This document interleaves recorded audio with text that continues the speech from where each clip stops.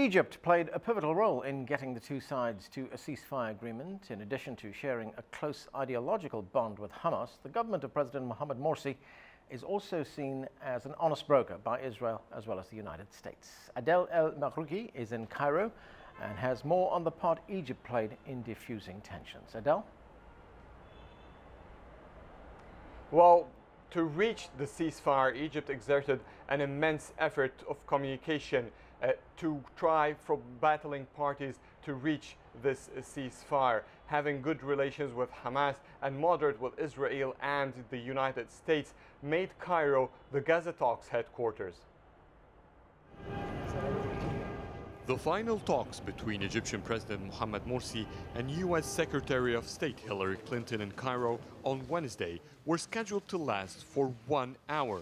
Instead, it took them 4.5. The main reason for that was Egypt's insistence to include an article that guarantees opening the passages to Gaza. Because of Egypt's historic responsibility towards the Palestinian crisis, and because Egypt is keen to end the bloodshed and maintain stability and security in the region, Egypt exerted great efforts and performed condensed communications with the Palestinian leadership, resistance groups, the Israeli side, and all international concerned powers, including the United States, as soon as the escalation began on Gaza.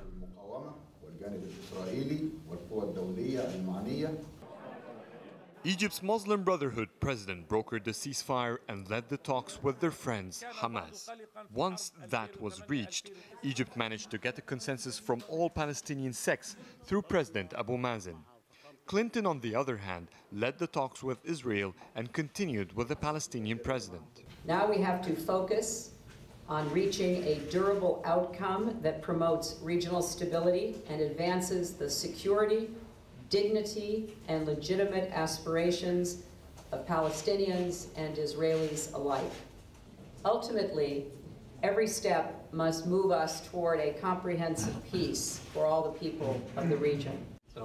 It was then Cairo and the USA who brought Hamas and Israel demands to middle ground.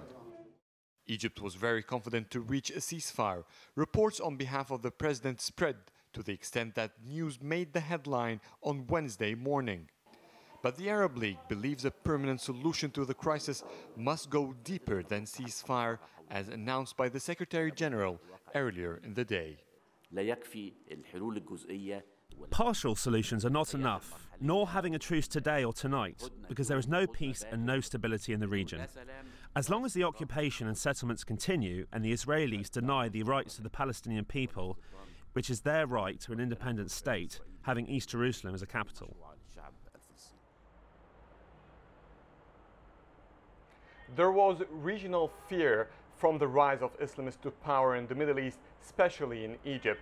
But it seems that it could have its benefits in controlling some powers like Hamas. Adel, this was a big moment for Egypt and for President Morsi, for that matter. He was recently elected. The world doesn't know too much about him, and I'm wondering why he didn't come out and make that announcement about the ceasefire with Secretary of State Hillary Clinton. Well, this was the original plan, to have a press conference where President Morsi and Hillary Clinton together announcing this big news. However, Egypt has been suffering from political instability for a couple of days. There are riots in Tahrir Square celebrating a memorial of clashes that happened 1 year ago between protesters and the police forces. And this led to clashes restarting in the country again and has started to increment. There are grave threats on Friday. So right after he finished and settled all the talks with Hillary Clinton, which as we mentioned in the report, took more than hours than they had. So he had a very important meeting with the Prime Minister and the Interior Minister to try to follow up what is going on in the country itself. Okay, thanks Adel. Adel Mahrouky talking to us there from Cairo.